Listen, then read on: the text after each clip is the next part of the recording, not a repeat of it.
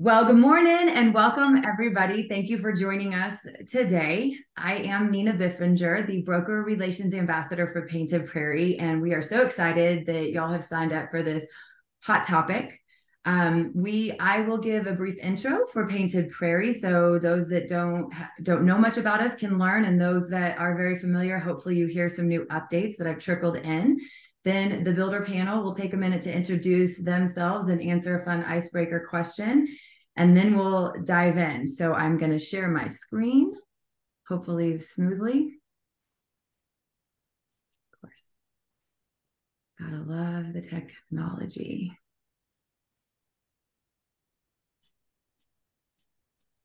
Okay, so Painted Prairie. This is an amazing view. Let me change that view. Oh boy, y'all are going to see all the things. Okay, so Painted Prairie. We are the highest point east of the Rockies before you dip down into Platte, and you get that glorious view of our Rockies in downtown at our High Prairie Park, which is a 20-acre central park. We'll talk a little bit more about that in a minute. Okay, we are located near the Gaylord Hotel. Some fun things that have come around us. We now have Sprouts, Danico Brewery just opened, Bird Call is coming, Costco is getting built. We have so many things coming, many jobs in our area. It really is this amazing central location where you get value for your home in our area. Oh, it's not. Okay, there we go. We're a neo-traditional community, one of very few in the Metro Denver area. We have diversity of landscape, diversity of product, architecture, price, socioeconomic, great diversity. And what you also get traditionally with the neo-traditional community is the value increases faster and that appreciation holds longer. And ultimately, it's all about connectivity, which you really do experience if you've come to our community events. If you are a resident, we have so many fantastic opportunities to connect. The community in the neighborhood is really growing.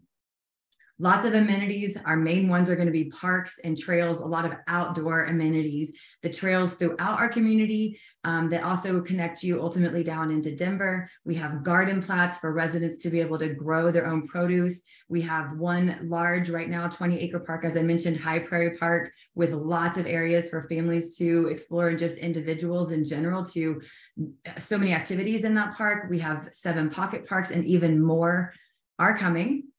Our town center, probably the most anticipated piece of our community, is we are moving dirt. 6 will be in the air for the resident piece coming this year, and we have approvals of things. We are getting hotels. We're going to have restaurants, other commercial space, retail, lots of growing area. It's going to be very, very exciting. We have 8 world-class builders ranging from local to regional to national, and we are continuing to grow. 3 of these builders are on our panel today. We have Berkeley, who will be speaking on our panel. They are getting their model open. Just put it on your calendar that there will be a broker open February 4th and 5th. So stay tuned for more of those details. They have single families starting in the mid 500s. David Weekly, they are continuing to sell in our first phase, coming back with a new product in phase 2. They are starting in the mid 600s for their new phase and their mid 500s for their current models. Epic, continuing to build. All of these builders have inventory and incentives, y'all, which we're here to talk about, but just know they are here and available for your clients. Epic is starting in the mid 500s, and you have this cool option to have that third level with a rooftop deck. Epic is also on our panel. KB is on our panel. They have 2 different products. One is a single family, and you can have up to 7 bedrooms. Crazy. Starting in the 500s. They also have a paired villa home in the high 400s. These are not duplexes. They live like a single family home, and they are selling in the second phase as well as our first. McStain Neighborhoods, local builder, single family homes. They build more sustainable home. It comes with a, what is it on the top of your house? Solar is standard. It has a 20-year prepaid lease, and they are starting in the mid 600s. Meritage coming back. This is the new look that they have for their townhomes. They also are ready to show their models on February 23rd for the broker open from 4 to 6. Again, pay attention or stay tuned for more details on that. They're starting in the mid 400s. Parkwood, y'all may be familiar with them from Central Park. They have a really cool product. One of them, you can include an ADU over the garage. Super amazing. Come tour their models. They are open and their spec is for sale. They're starting in the mid 800s. And then Remington, also a local builder, they are coming with their model, also going to be opening a broker open on February 23rd. They have a large and a small product starting in the low 600s and low or high 600s.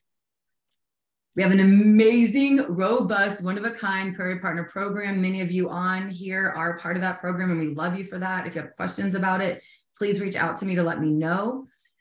We have a Facebook group that is private for brokers where you can learn up-to-date information. And right now we have a poll going. So enter your prediction for what you think is going to be happening in the housing market. Jump on our Facebook group to do that. We'll have a prize for the people with the closest guesses at the end of the year. I will post this in the chat so you have the information as well. We do have an app. I encourage you to download it onto your phone. You get great resources. You can pre-register your client, find out about our events.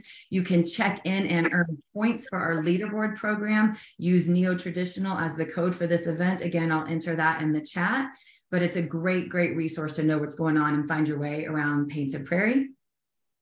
Thank you. End share, stop share. Okay. So thank you. I will post all that information in the side. I'm going to give the panelists a moment to introduce themselves, tell you who they are, who they're with, a little bit about their company, and they're going to tell you something that they are looking forward to this year. I'll go first. My name is Claire Martin. I am a senior regional sales manager with KB Home. I've been with KB for 10 years. And something I'm looking forward to this year, honestly, Nina, just life settling down. I have 1-year-old twins and a 4-year-old. So just the fact that we got past that first year and getting into a routine and, you know, finding our normal, I would say that's what I'm most looking forward to this year. Normal, it's a constant word. Normal. These days, I don't know what it means anymore. Yes, we've been busy. Yeah. Jeff, do you want to go next? Sure. I'm Jeff Willis. I'm the president and owner of Berkeley Homes. We are a local privately held builder, but we've been in the Denver market since the mid-1980s. So very familiar with this market and are really looking forward to getting a presence at Painted Prairie. As Nina mentioned, our models will be opening in just a week or two. So we look forward to having everybody out there. And then looking forward to 2023, I guess on a personal level, we just got a new puppy. So that's sort of assuming taking up all our time. And then, you know, I think as most builders, we're just looking forward to some normalcy, hopefully in the construction process. I know it's been frustrating for us and probably frustrating for you as well with your buyers. So we're hoping to see, as much as we don't want a slow market, we do like the idea that maybe we're going to kind of correct some things and get back to a little bit of normalcy. Yeah, it's almost like a drinking game. When you hear the word normal, drink. Get back to normal, drink. Okay. What kind of puppy did you get? We got an Australian Shepherd rescue dog. Oh, nice. All right, Craig, you're up. Sure. Thanks, Nina. Hi, everybody. My name is Craig Dunkelberg. I'm the VP of Sales for Epic Homes.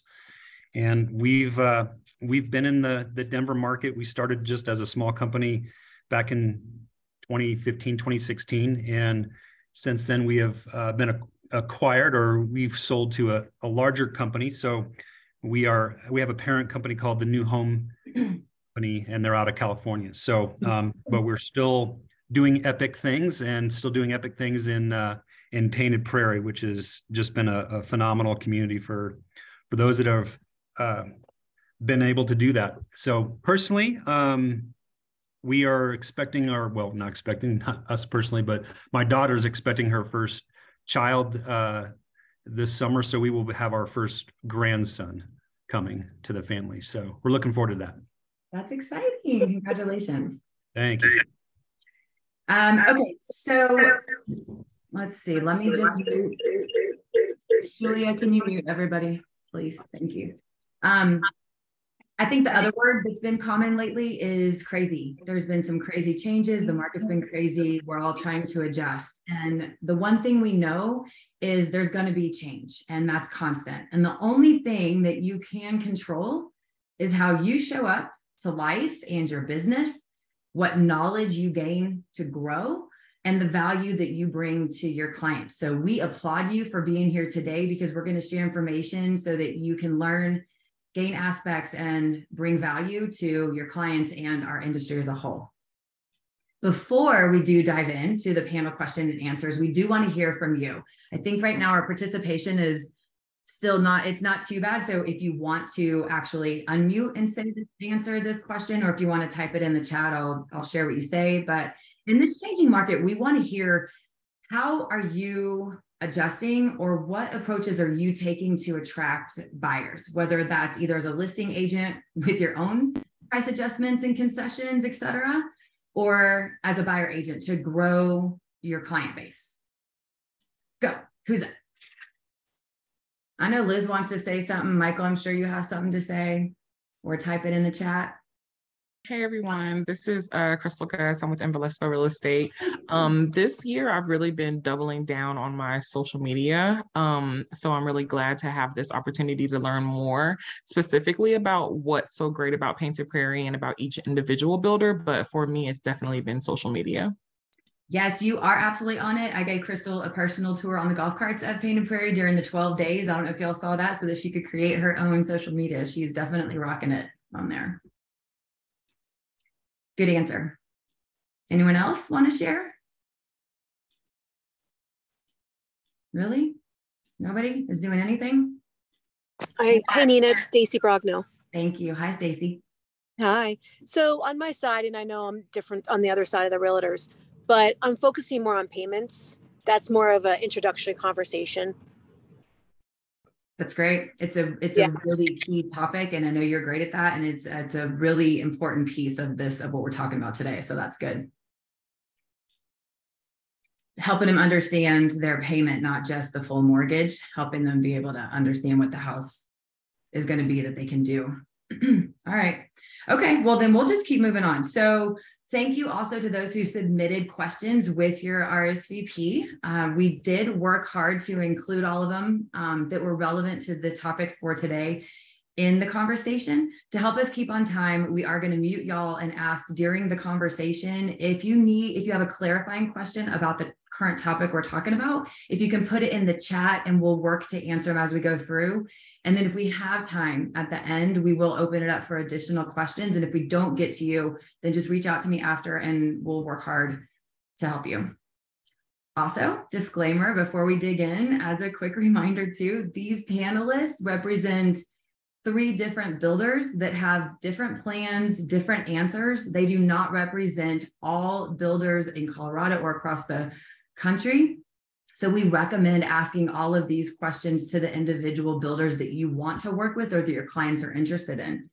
However, I can't emphasize enough, the one thing that most or all builders do agree on, and agree is important, is to increase the communication and have continuous conversations with your clients and with them to really help your clients get through the buying process. All right, so let's dive in.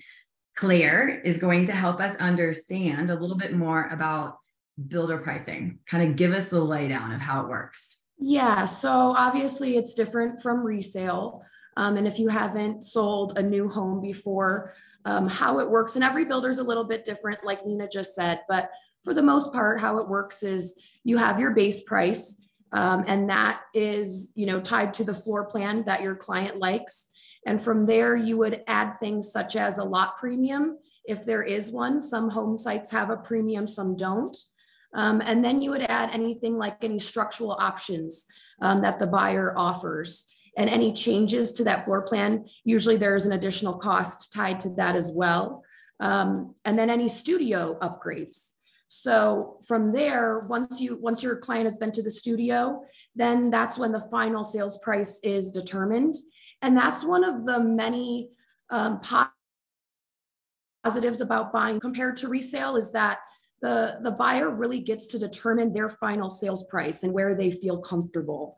I know there's a lot of what ifs and unknowns out there surrounding that, but every builder has, their own process in order to make sure that your client understands exactly what they're going to be spending, and make sure it's within their budget, whatever their budget is. We work very hard to keep it within that budget for them. And to expand a little bit more, Craig and Jeff wanted to touch on specs and the difference with that, options or adjustments. And sure, I'm happy to hop in. So probably even more so today or the last couple of years than before. I know us as a builder, and I think other builders are the same. We're making a lot of those selections earlier if we're speccing a house, meaning we start the house without a buyer. And it's primarily due to just lead times. I mean, with our cabinets, with different tiles, a lot of those selections need to be made earlier. I hope as we get, again, back to some normalcy in the construction market, we can wait a little longer to make some of those selections so that if we do have a buyer come in and the house has already started, they still have the ability to make some of those selections. Maybe it's not all of them, but some to personalize their home.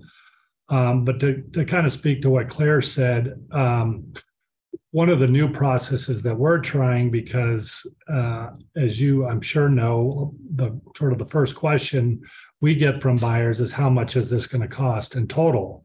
And that's a difficult question when there's so many different choices to make. So we've started going to a design center package in our models where you can come in and we can give you an exact price that would include cabinets, tile, carpet, everything. Of different levels, kind of a good, better, best. So you have some certainty, your buyers have some certainty. And if they want a full design center experience, we'll let them do that as well. So we're trying to balance people's desires for choice with people's desires for price certainty. So just something a little different that we're trying and see how it'll go. that's great. I think it's also interesting, and compared to resale, the real estate agent might have to help them or the broker figure out what it's going to cost remodel wise, when instead you're making it simple. You're like, here is the cost, here's what it is going to be. So it's much easier to determine what their house will be like going from scratch. And there's that, Nina, too. And just to jump in there, Jeff brings up a good point about inventory. A lot of us right now have a good amount of inventory. So if you have a buyer that, maybe it's overwhelming to pick at the studio, or they don't want that price uncertainty, like Jeff's talking about, there are options out there of finished homes where exactly what the price is.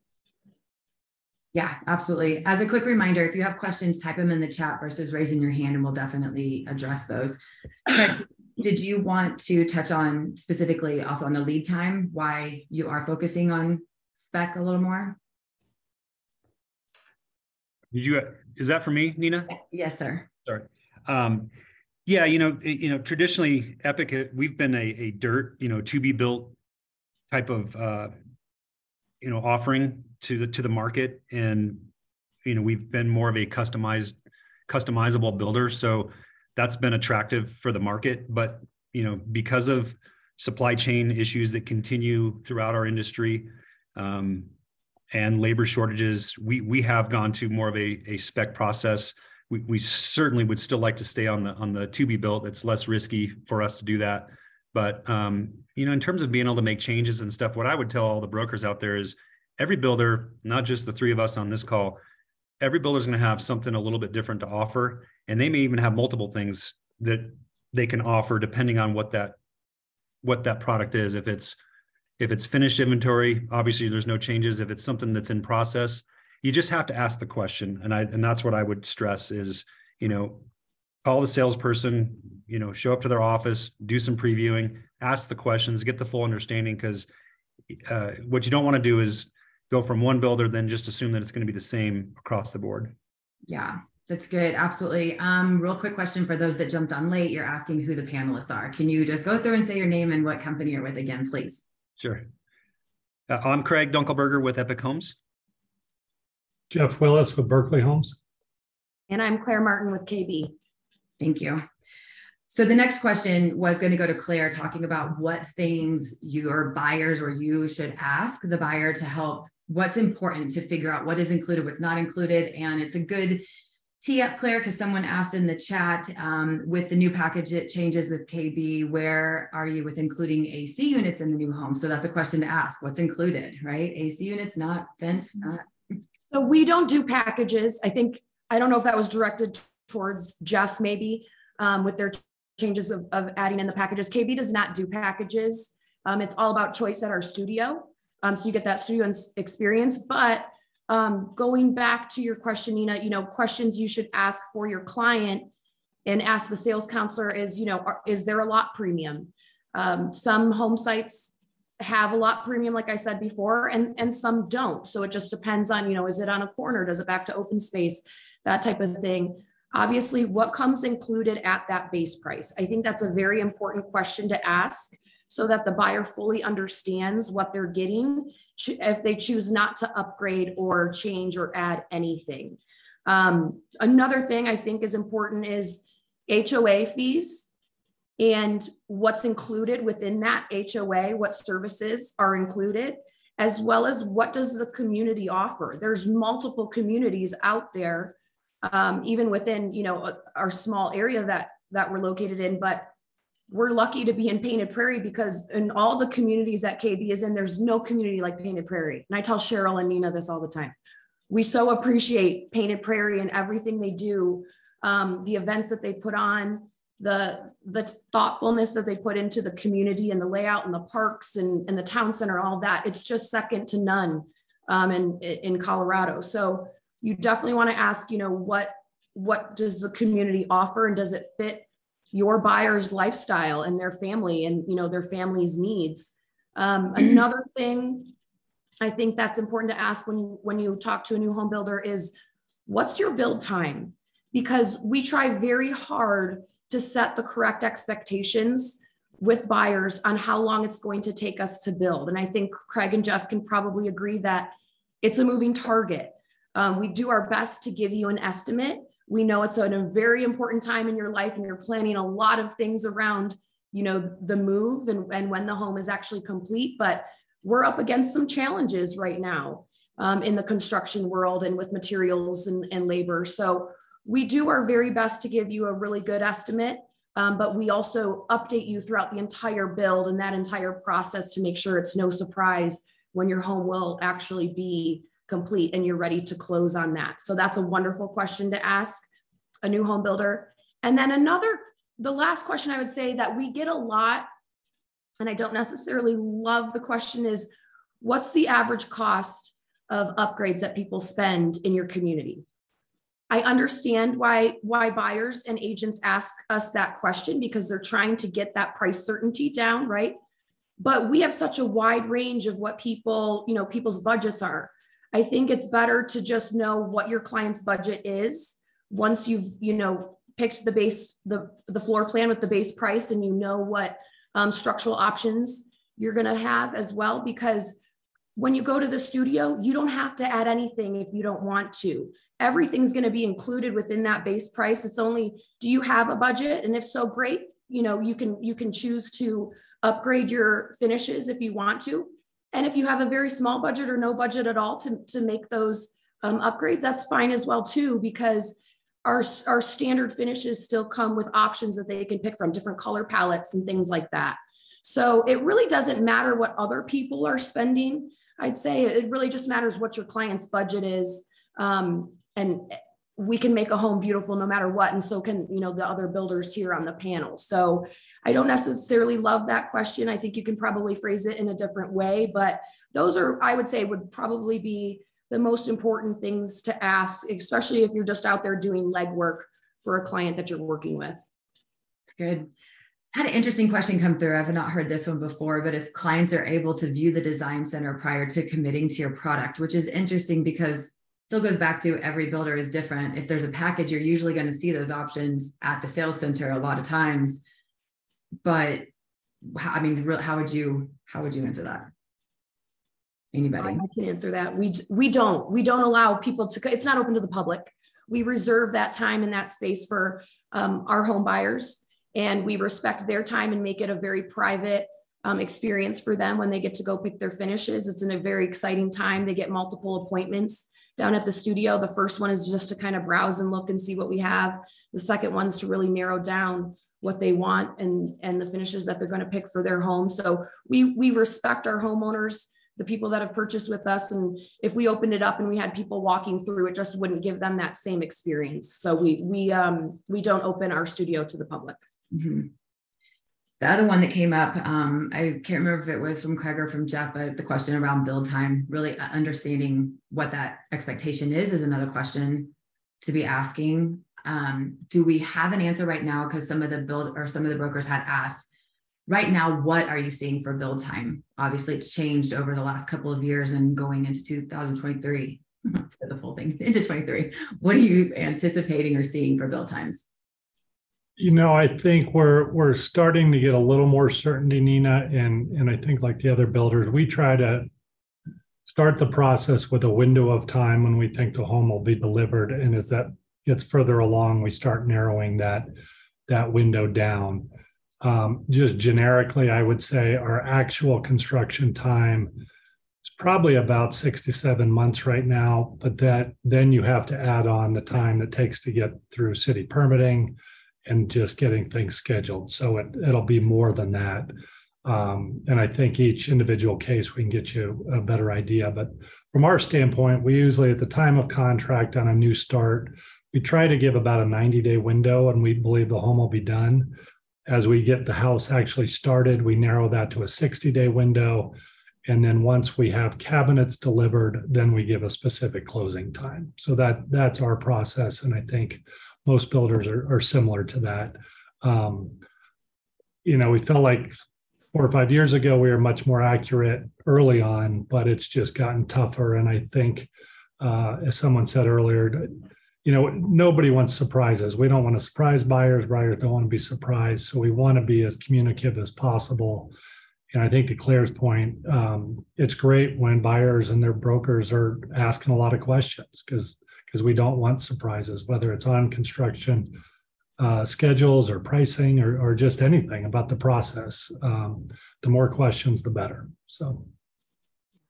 Yeah, just to tag on to that, Jeff, I think this is what one of the things Jeff is alluding to for getting back to normalcy is being able to, have that predictability of your build time. And the past, basically 2.5 years have been really tough on the industry as a whole, the builders as a whole. There's everything from supply chain and labor that's the things that have changed that we don't have any control over. So I think, for every builder out there, the more specs you build, obviously it's a little easier to do that. If you're dirt starting, it's a little harder, but we all would love to get to a place where that cycle time is predictable. And hopefully that's something that comes by the end of this year into next year. Anything different, Claire, or same for all? No, I mean, exact same as Okay. what Jeff and Craig just said. Yeah. So there was a follow-up question, which I think is really relevant too, in helping brokers guide their clients to have some knowledge or information around it, and also talking with their lender. But how much notice are you giving buyers when you can set their actual closing date? Used to be maybe in that 60-day time frame, pretty typical. What are you seeing now? We at KB do a 30-day notice to close, and very similar to what Jeff said, is as soon as we get cabinets installed, we have a very good idea of when that's going to be. And we reach out and set that closing date, from 30 days out from there. So the buyer has enough time to get everything lined up. And if that were to change for any reason within those 30 days, we reach out and let them know right away, obviously. Okay. Yeah, I would say, like I said, we notify cabinets, which I think depends on the home and the home size, but generally that's about 45 days, plus or minus. Yeah. Yep. Good segue into many of the brokers ask what you see coming for 2023 for new home construction. Claire and Craig, you had some points that you wanted to contribute to that answer. Yeah. I think we're going to start to see a little bit of demand pick up, which is great for all of us. Mm-hmm. And not only that, but hopefully rates level out a little bit. I think we're all hoping for that. And I think that's what we may see early on in 2023. And what we're feeling a little bit right now is a little bit more of that regular selling season come back, which we used to experience prior to COVID. Excuse me, I'm losing my voice today, which is not a great day for us. And, you know, we're seeing a little bit pick up in January, which is what we normally felt before COVID, and then kind of continue on into the spring. So that's pretty much what we expect to see, is just a little bit more of that normal, you know, selling season come back, which is exciting because we haven't had normal in a long time. Last year wasn't normal. COVID wasn't normal. So I think we're just going to see that the market hopefully level out a little bit. Yeah, and to tag on to that, Claire, I think the other thing that the broker community and the market might see, you know, as a spillover from last year, you know, builders, you know, we've had buyers cancel, you've had clients having to back out, and, you know, a fair number of homes coming back to the builders and putting them back on the market. So I think that there's kind of maybe a increase of supply for builders that you won't see all year. So I really kind of stress the urgency that builders are going to be very cautious going throughout 2023. And, you know, unless you're, I mean, not to throw this name out, but unless you're Lennar and you continue to spec build no matter what, there's going to be some caution on how many homes get put in the ground that are started as unsold specs, inventory, basically. So I think you're going to see a little bit of supply for your clients in the first quarter. And then you're going to see that supply, you know, because the cancellation rate is going to continue to dwindle, and you're going to see that supply tighten up a little bit. And there's not going to be as many specs in the ground because builders are going to be a little apprehensive to just throw specs in the ground. So while we've, you know, experienced a wacky year last year, we still are supply constrained. A lot of people have refinanced their homes or bought new with sub 3% interest rates. They're not necessarily ready to just put their house on the market and go for a 5% interest rate. So, you know, the inventory is going to be low throughout the year, but we're going to see a little bit of some movement in this first quarter, I think. Mm-hmm. And Jeff, you were going to expand a little bit more on the inventory, what you're seeing coming for. Yeah, I think Craig brings up some great points. When we look at the data that's out there for fourth quarter in starts, I mean, starts from new home building went way down, obviously, as the market was slowing down. But then you take that out 6 to 9 months to see what will really be delivering. I think Craig is dead on that there's a fair amount of inventory in the market right now that's coming out of 2023. But when those homes that should have started at the end of 22, which would be really, you know, mid to end of second quarter, maybe even in third quarter, there just weren't that many homes started. So that inventory is going to disappear pretty quickly. And also, like Craig said, that I think everybody's just more cautious. Anytime we get a slower economic time, builders are cautious and they don't want to get ahead of themselves with a bunch of homes on the ground that aren't sold. So I think they're pulling back on specs. Now there'll always be some, but I think it is a pretty ripe time, if you will, for buyers of new homes in this first and early second quarter. Good. To speak to the inventory, a few of you had asked in advance about if there were websites that show all the details of inventory and floor plans and pricing, and there are many resources. Number one is going to be Painted Prairie. All of our builders are in there. All of the updates are there consistently. Our inventory, all the things you would need it's there. Their floor plans, pricing, everything. Also, if you were not aware, one of your main resources as a broker, if you pay to have MLS access, is you can be a part of New Home Source Professionals, and that is the breadth of the Colorado market. And beyond that, it's going to be, again, connecting with your local sales associates. If you are keeping an eye on a builder, if you are wanting to know about more of the community, the more you are connected with them, the more you will receive those updates. We did, in the middle of all of this, have a question, though. Do builders email out? And I know I received all of y'all's updates and emails, but do you email to the brokers on a weekly or monthly basis your inventory price changes, any other updates? Yes and yes. Yes, yeah, that's what I thought. Okay. Yes. So sign up if you want the information. If not, get on New Home Professional, New Home Source Professionals, or look at our website constantly. So getting over back into the, or to talk about pricing, there were some questions and there's been a lot of media about how resale prices have dropped a certain amount in the Boulder or in the Colorado area.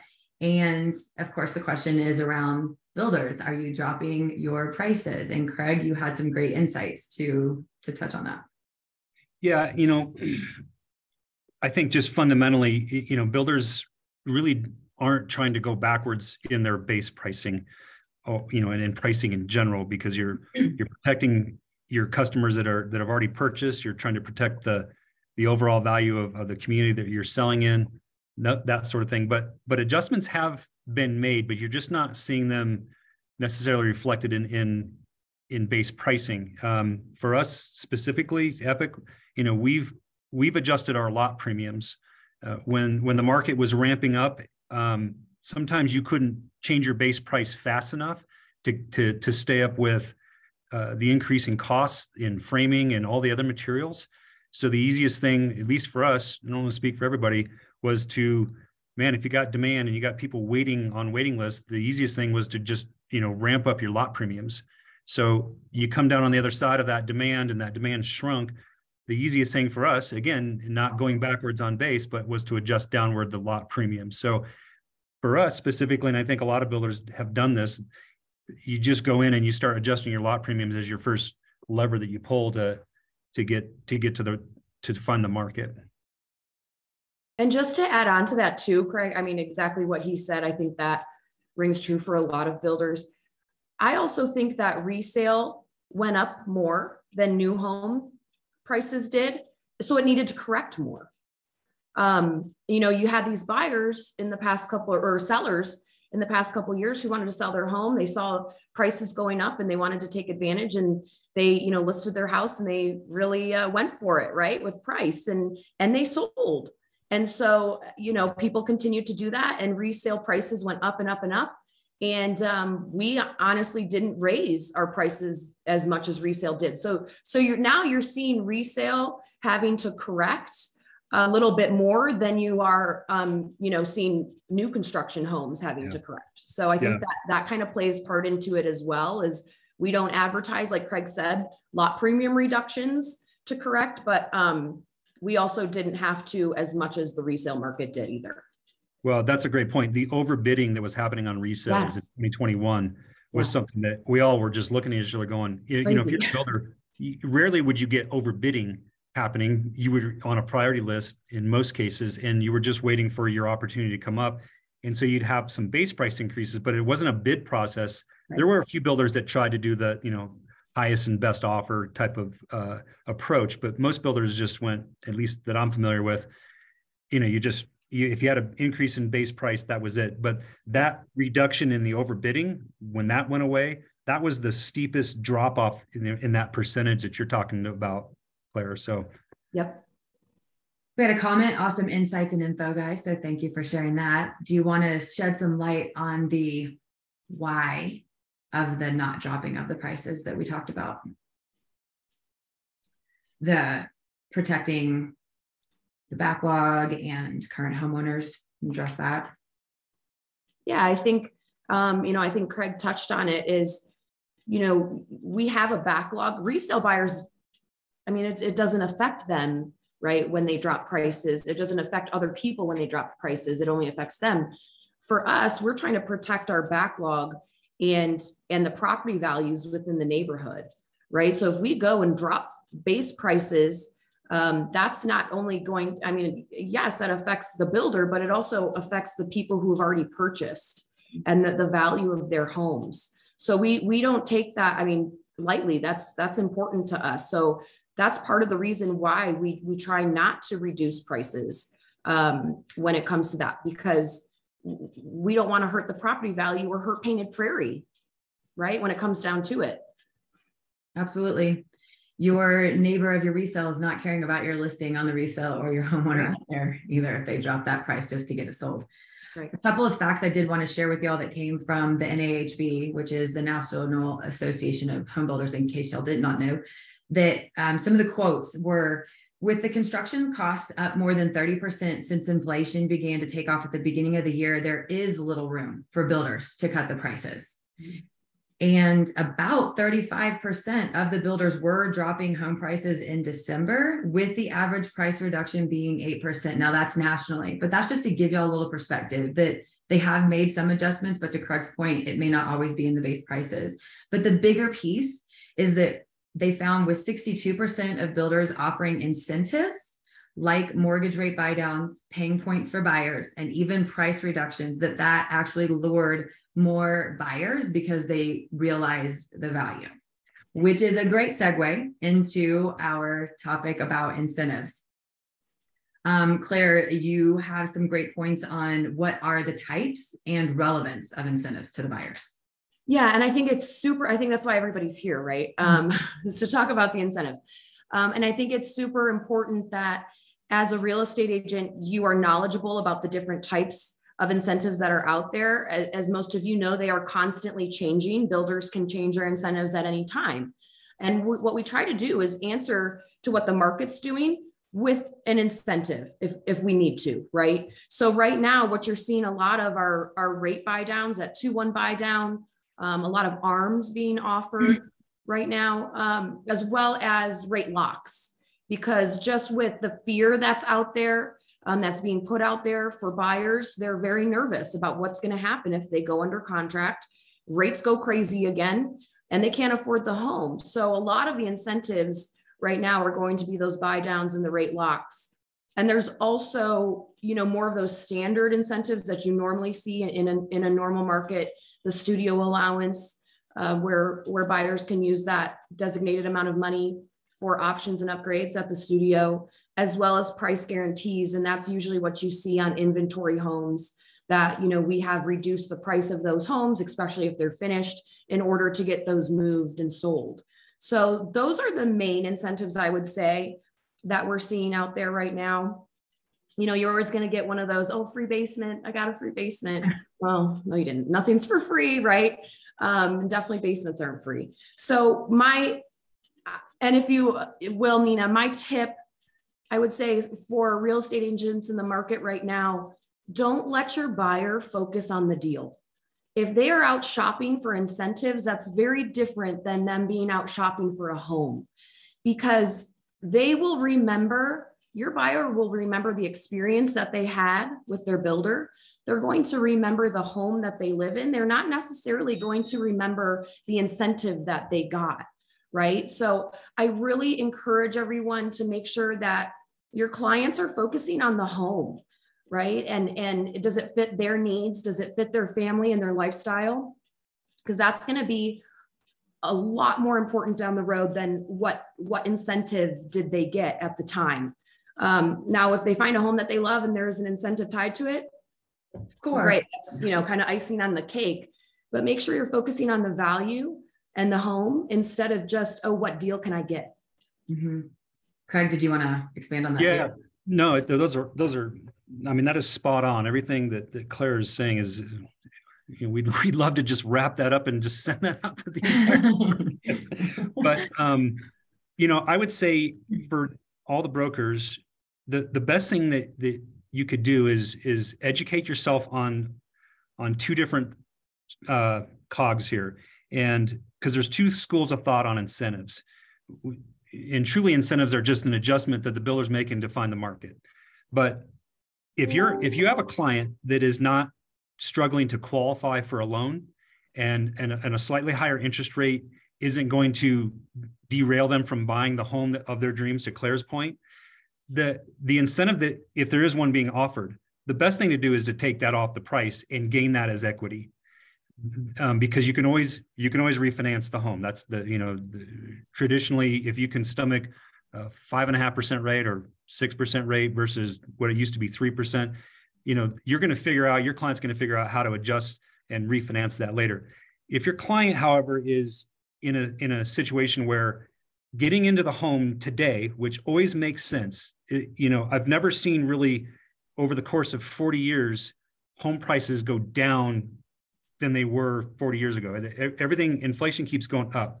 So if it's a matter of, hey, I need to get into this home, I need to qualify, the rates are prohibiting me to qualify.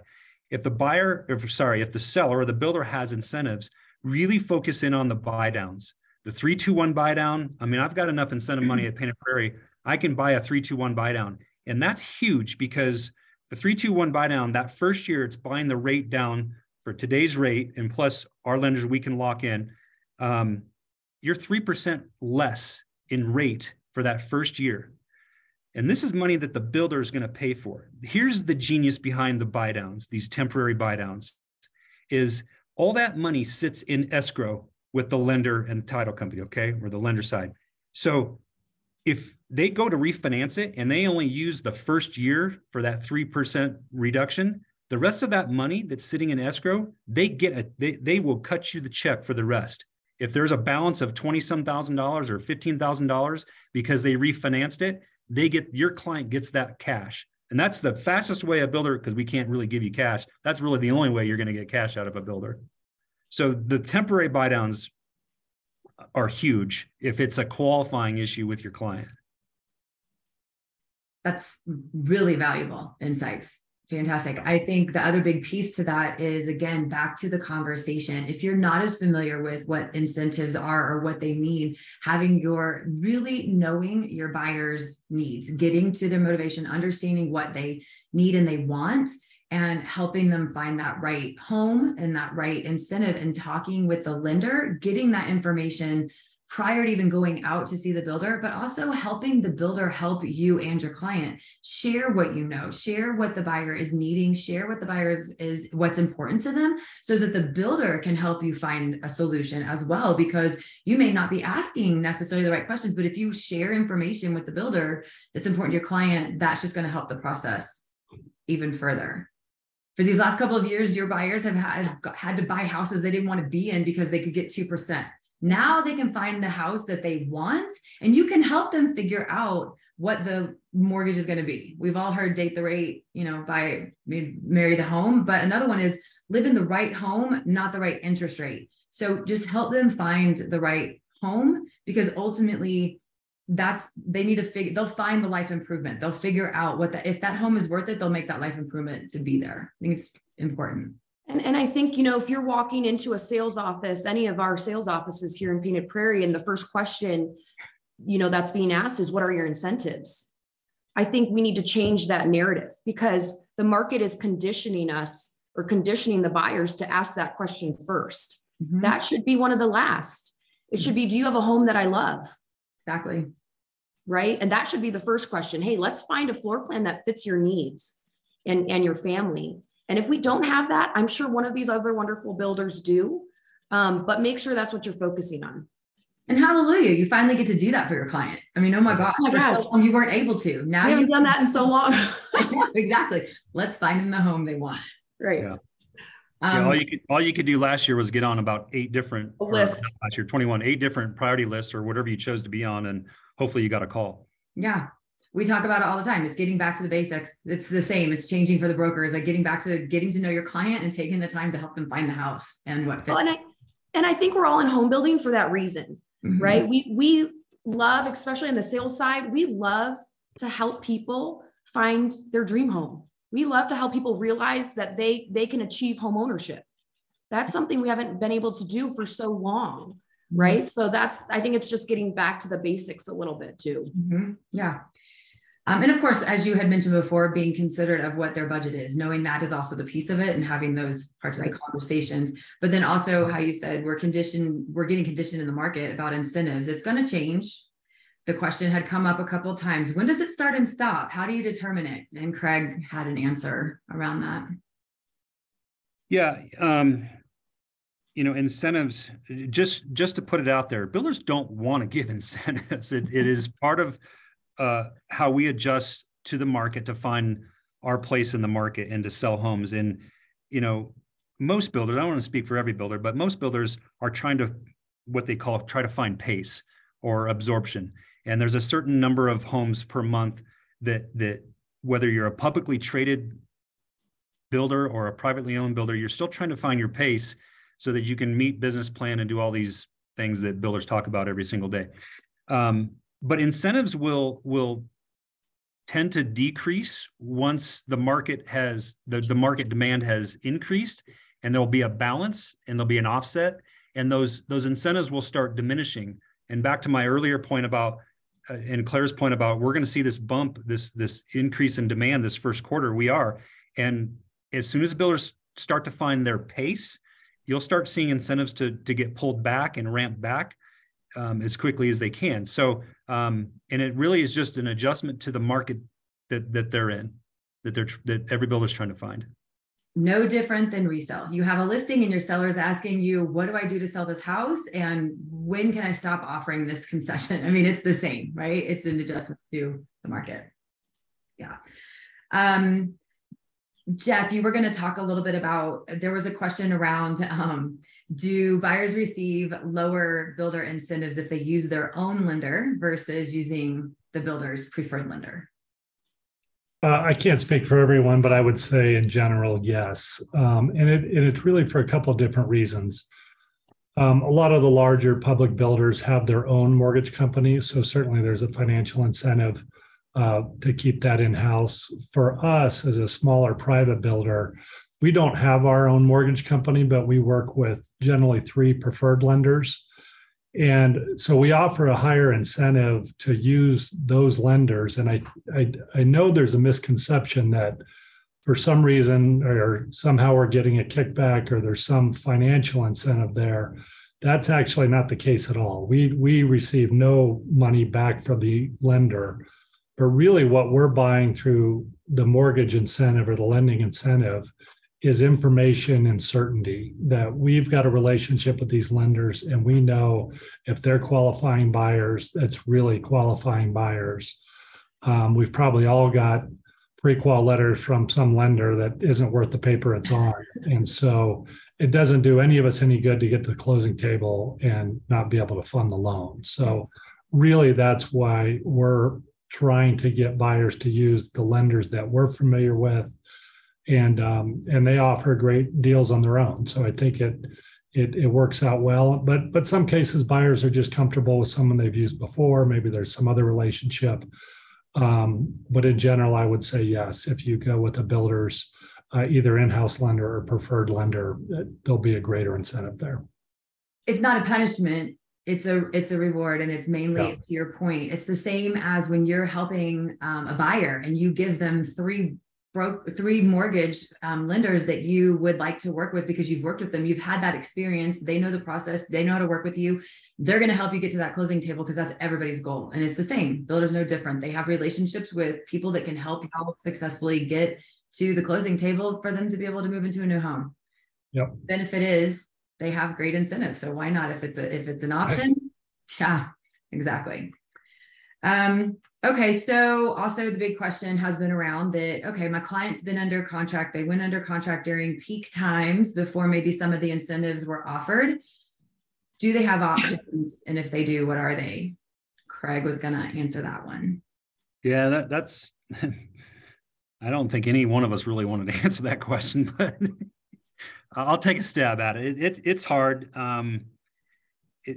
You're trying to protect your business. You're trying to protect all of your customers. And the problem is you might have one customer or one person in backlog that, squeaky wheel gets the grease. They really, are up in your office all day long and trying to push to get that matching incentive. But then you also might have some customers that are a little more meek and they're not going to say anything. They're just not raising their hand. And so, they're not fighting for that. So just as a general practice for us anyway, we really just don't go back and say, hey, here, here's our new incentive. We're offering it to everybody. And,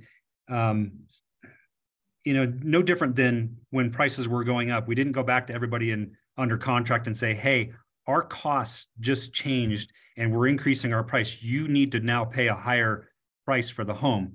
You were locked, your client was locked in on that price at contract. So it's kind of it's just sifting through the market and getting through it. But we, as a general rule, try not to, do anything like that. I think the bigger piece that you had mentioned that was relevant was that there are options. Everybody has the same goal. They don't want to have to cancel the contract. You've made it this far. We want to get you still into a home, into the closing table, that potentially it's talking about, okay, could it be a different home for you that would work better? Do we have that option? It's just about opening that conversation, not just canceling. Like if it has now become a struggle because it completely changed for your buyer, then talk with the builder, find out what options there may be. The other thing too is, like, for us, generally, if someone wanted to transfer to, let's say we got a house back and it's finished and it's unsold, and we've reduced the price, or we've offered some different incentives on that particular home. If someone in backlog wants to come in and go, hey, can I transfer to that house because it's got a better deal? I'm going to consider that as the sales leader. I'm going to consider that, not that I want the other one back, but what I would always tell anybody, and I tell my sales managers this, I'm like, that buyer really needs to be comfortable, because they probably made a decision about the home that they purchased. There's a lot of things that they made, commitments to, the house itself, the floor plan, the right lot, the right options. They're compromising all of that, most likely, to get into a house that's just somewhat price reduced. And if you look at, and Claire's kind of said it best, if you get in the right house, if you look at, hey, I'm going to be in this neighborhood or this house for 10 plus years, all that's kind of negligible in the long grand scheme of things. You're offering, you're compromising your own reasons why you bought the home that you did to get into another one. And if that's more important, if that reduction is in prices is the right move for your client, then you got to go and talk to the salesperson and see if there's an opportunity. But generally, if you're going to be in the house for a long period of time, I personally probably wouldn't compromise any of those decisions and just stay with the house that I built, knowing that it's no different than if you buy stock or bonds. If you buy stock at one price and you wish you would have bought it at a different price, long term, it's all going to wash out. You're going to make your money out of it. Mm-hmm. Absolutely. I agree. And I think everything's done on a case-by-case basis, pretty much what Craig was just saying. If you do have a client that's in that situation, talk to your builder and talk to the sales rep. There's always options out there. Most of the time when people do come to us with that, they ended up staying in their home that they originally designed their own, on their own, on the home site that they love, the floor plan that they love, because they don't want to give that up because it means more to them. Yeah. And sometimes it's just being heard and validating that this is scary. Let's work together through this. We're all in that. That's a begin. And like you said, nobody wants a cancellation. Your buyer doesn't want to cancel. Mostly, you don't want to cancel. The builder does not want a cancellation. So how do we kind of put those puzzle pieces together to make it fit and make it right? Whether that's staying in your home or finding something different. Right. So another follow-up, as the same as y'all asking about where can we find the inventory list, you had asked, do the builders publicize or send out updates of incentives? And as you heard them say, it's not a publicity thing. It goes back to communicating with the builders you want to work with, being in good communication with the sales associates. If you are proactively calling and asking what the new updates, that's helpful for you and your clients. Also, I was reminded that on the inventory piece, Painted Prairie, if you are part of our distribution list, you will find out each week we send out our featured home. So the updates of inventory, updated pricing, changes, updates of all the things are in that. So if you're not signed up, or if it goes to your spam, unspam it. We are wrapping into the last part, so I'm not going to open it up for big general questions. Y'all did a great job of sending some. Just a couple of last thoughts, really, that emphasizing being proactive with your buyers, knowing the builder policies, knowing what it means, like having that relationship proactively before you send your buyers out there, going and finding out what the builders are offering, what their incentives are, what their guidelines are around their broker and buyer agreements and co-ops are, knowing that in advance, and then reaching out to them, just like you do your prospecting calls to call potential clients, call the builders, make them part of your prospect plan, because that is what they are. They are your partner when you're growing that. And then pre-register your clients. Again, with Painted Prairie, we are probably one of the only communities that offers that opportunity for you to pre-register your clients in a proactive way, and just build that relationship with us. before we sign off, do any of the panelists have any last comments too that they I was just going to add to what you said, Nina. I think don't be afraid as an agent to make an appointment, what we call an agent preview. Make an appointment with, one of our sales counselors, come in, learn all about the community. You can tour the models. This is before you even bring your client in. You can learn about the incentives, the current incentives, the inventory that we have. So you are extremely knowledgeable when then you do bring your client in. And that will give you a little bit of peace of mind. So you're not learning about it at the same time as your client. You know exactly what we have to offer in all aspects when you do come in with your client. So don't be afraid to make an agent preview appointment before you bring your clients in. Absolutely. Love that. Agent preview. Jeff or Craig, any other last thoughts? No, I just say we really appreciate our broker relationships, and thank you for what you do. And we look forward to hopefully doing business with you this year. Yeah, absolutely. Yeah, my parting comment here is, we are so appreciative of what Cheryl and Nina and the Painted Prairie marketing team has done for this community. I've been in this industry a long time, and it's rare to find any master plan community to have this much effort and this much talent behind the marketing piece of this. And, for all you brokers out there, spread the word to other brokers in your offices, because there is a single point of contact through Nina and the website that you can get all the information, and that's rare to find. And some bigger master plan communities also do something similar, but I've not run across a team that does it as good as they do. Thank you, Craig. Yeah, and I'm open to come visit your offices. So if you want to connect me with your broker manager, whoever schedules that, I'm happy to come chat with them too. Thank you all. Thank you to the panelists. It was fantastic. The quotes have come in. They found it very informative. Appreciate your time. And thank you for all of you for jumping on as well. I put the contact information in the right hand or in the chat. So if you need to reach out, please do. Y'all have a wonderful day. Thank you so much, Everyone. Appreciate it. Thank you, Nina. Have a great day, you guys. Thank Thanks. you.